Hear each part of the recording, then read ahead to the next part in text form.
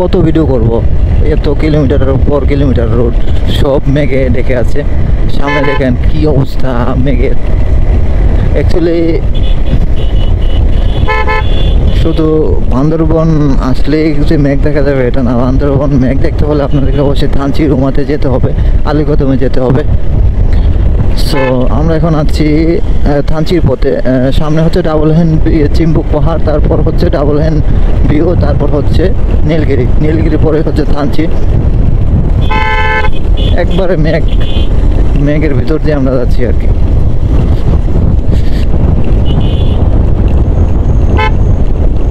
দেখেন একদম অন্ধকার হয়ে গেছে।